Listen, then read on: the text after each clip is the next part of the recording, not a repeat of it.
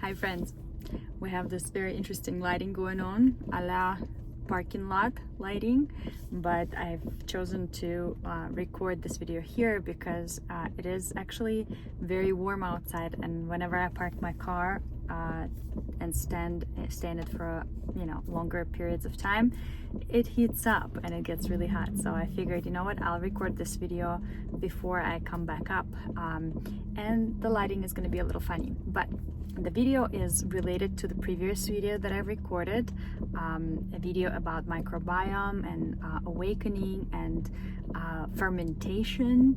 Now, this video is just unpacking that video further, and it happens a lot. Like I have an urge to record a video, and then as I'm rewatching it, I'm seeing where I didn't unpack the thing fully, right? And I'm like, oh well, that was such a great point, but I didn't hold on to it, right, to that thread, and I went somewhere else. So this is coming back to that, and specifically coming back to the potential of to unlocking your own potential.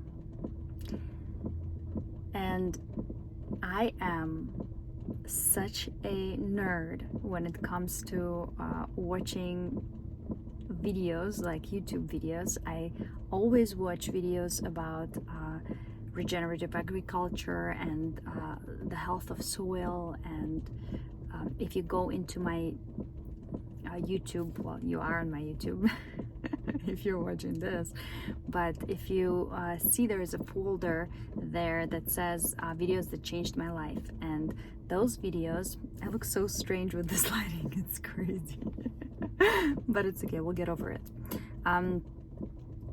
If you look at my folder, videos that changed my life, they are videos from Thomas Dijkstra.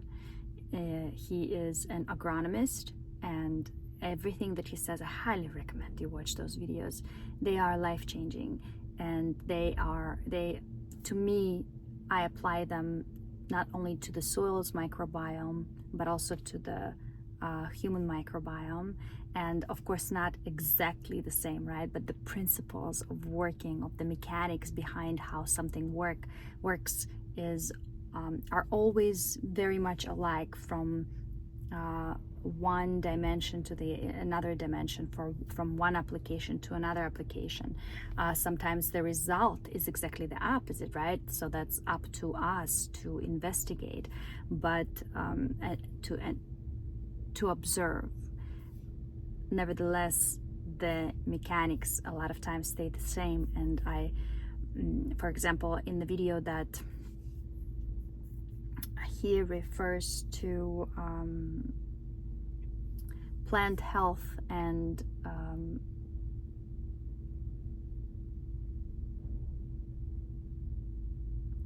insects, pests. Mostly he talks about insects. It's a 4-part video. It's absolutely life-changing, but that video explained how I felt about viruses and what I knew about viruses internally, that viruses are kind of nature's garbage collectors, right? They are collecting something that is unfit, unhealthy,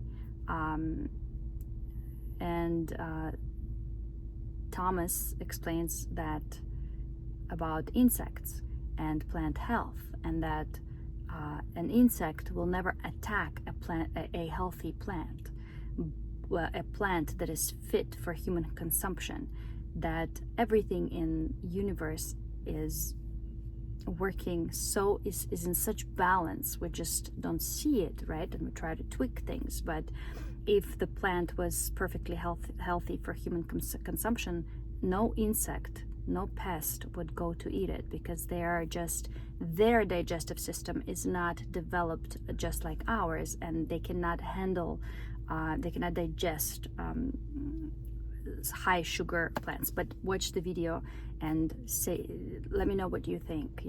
Do you see the parallels between insects being nature's garbage collectors and viruses. And let me know in the comments below. But there are more videos now. He's recording with this guy.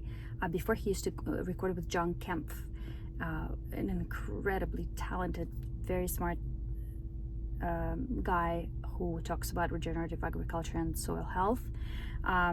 Now he is recording with another guy whose name I forgot. I'm so sorry, but he is another incredible human being, person, very smart.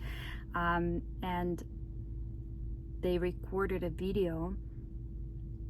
Was it them together, Thomas? No, I think I got that last video. It was just that guy. Oh, I can't believe I don't know his name.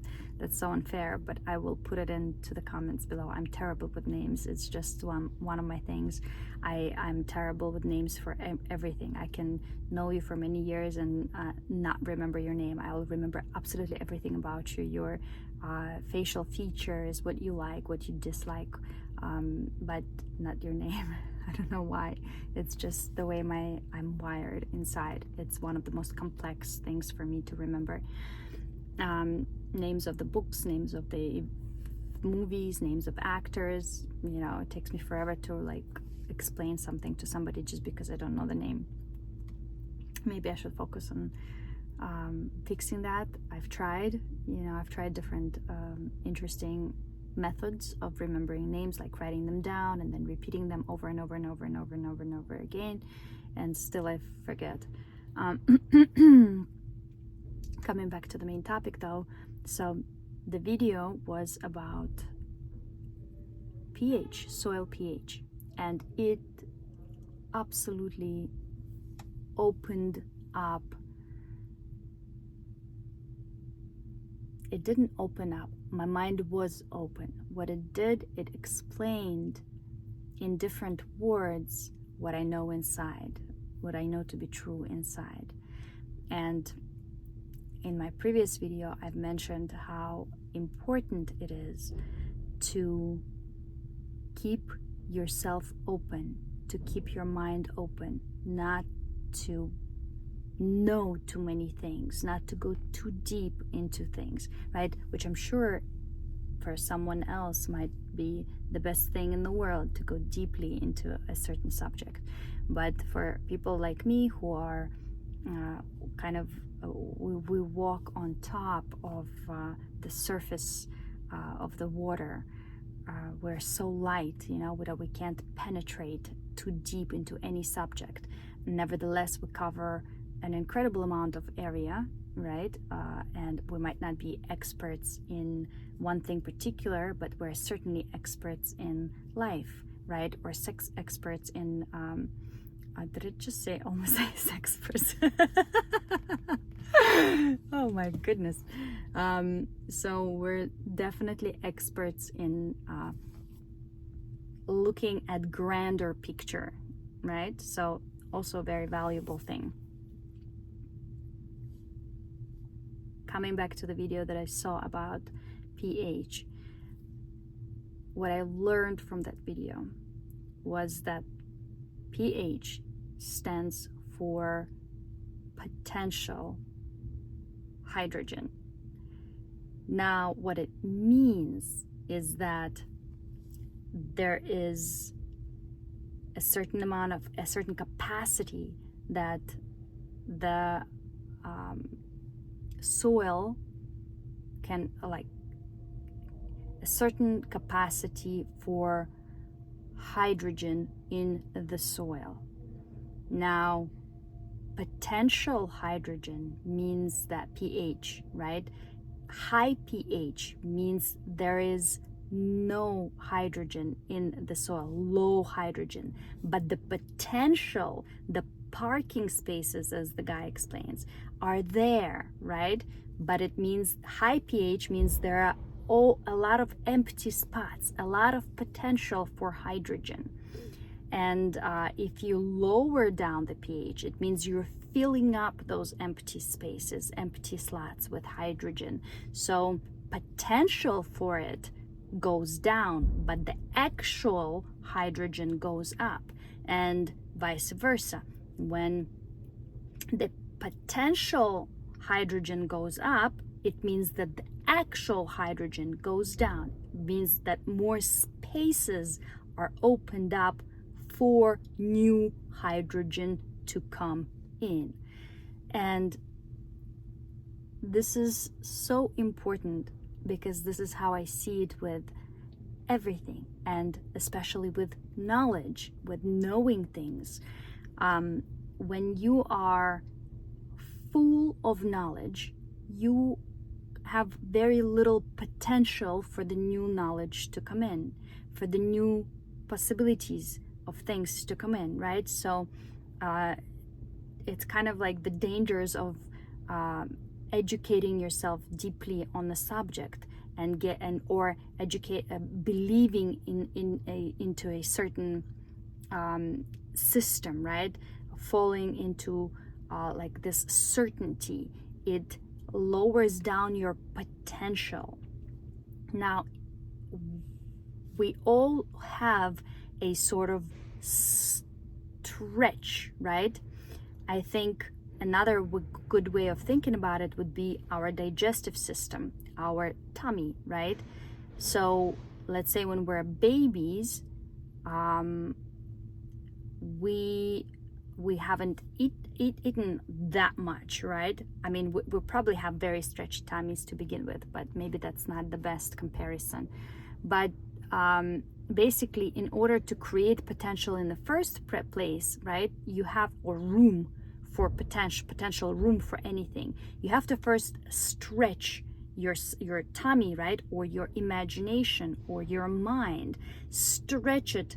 So that means you have to fill it up, right? You have to fill it up with either food or knowledge, but then you have to let it go. That's the trick. You can't keep it, because if you keep it, you are stretched to the fullest, and there is very low P knowledge, PK, right? Or very low PF, potential for more food to come in.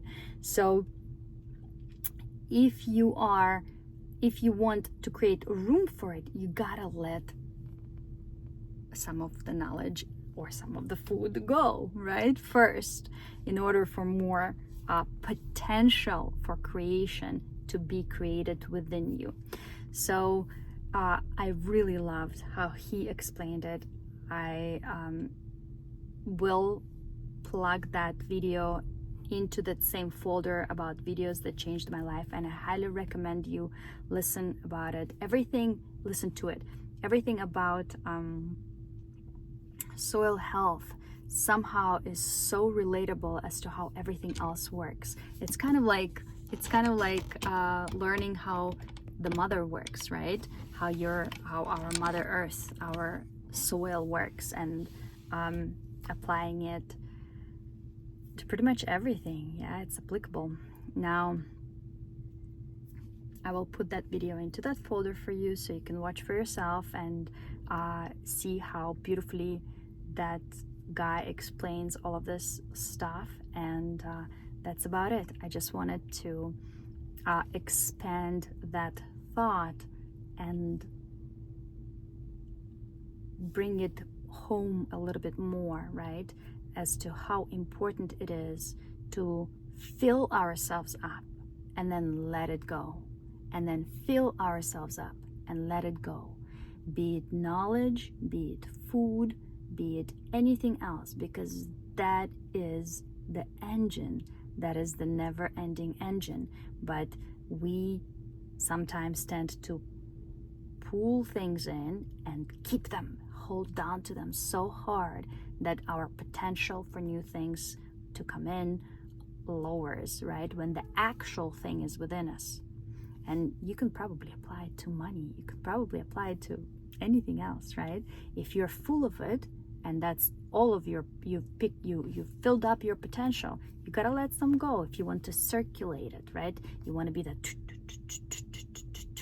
engine that lets go, more comes in. You let go, more comes in, right? Over pour, coming in.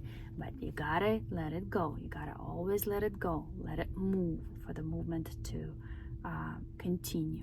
Okay, I hope you enjoyed this video, and I'll create more like this soon.